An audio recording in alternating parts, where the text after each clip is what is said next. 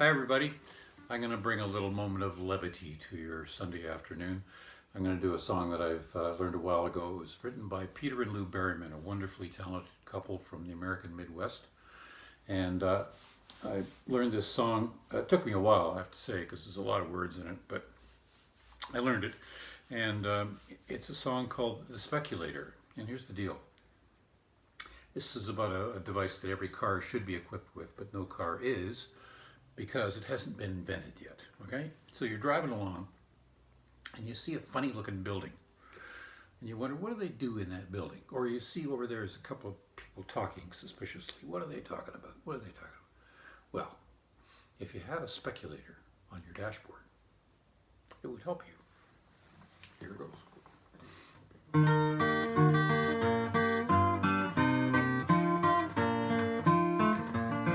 Well, we're never really bored when we're driving in the Ford, 'cause we got a speculator on the dash. It doesn't pay the bills or assist you up the hills, and it isn't going to save you if you crash.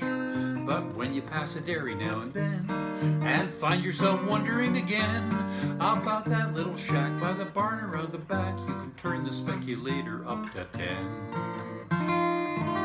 Well, maybe it's a shed where the farmer keeps a bed for the man who comes to help him with the cows. Maybe it's a shop with a grinder and a strop for the day he has to sharpen up the plows. A shanty for the plucking of a duck, or where he turns the cattle into chuck, or where you find the mule when it's time to go to school and the farmer's having trouble with the truck. Yeah.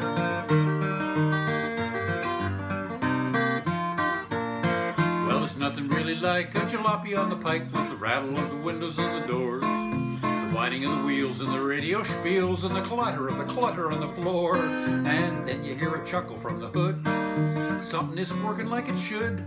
Well, we may have to walk, but judging from the talk, the speculator's working pretty good. Well, maybe it's a link from a pedal on the blink that's loose enough to wobble and to clunk. Maybe it's the choke or a radiator broke or someone's entertaining in the trunk.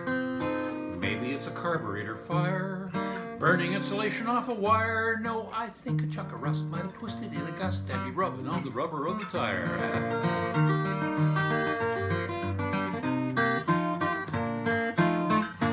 And when you're driving in the rain on the Colorado plain, or you're heading for Bemidji in the snow, when you're headed north from Chicago on the 4th and a Winnebago's holding up a show, the conversation's got almighty dull, absolutely nothing in the skull, but you could drive to the equator if you've got a speculator and turn it on whenever there's a lull. Is that a chunk of wood in the middle of the hood, or a chicken enchilada for an elf? Maybe it's a gob from the chin of Uncle Bob, who is not a man to keep it to himself. Maybe it's a serviette for birds, or a glossary of itty-bitty words. No, I think that it's a tuffet from a hurried little muffet as she washed away to run with the curds.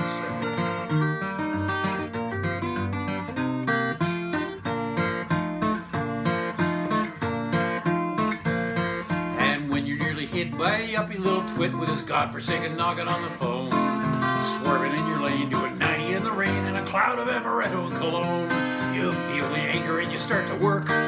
Maybe now's the time to go berserk. But before you pop a vessel, let the speculator wrestle on another way of looking at the jerk.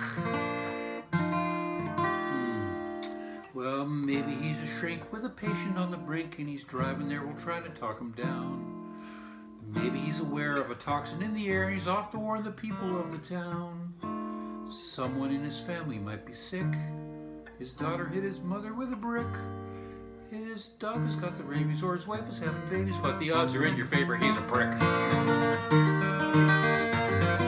The odds are in your favor, he's a prick. The Speculator. Thank you, Peter and Lou Berryman. See you later.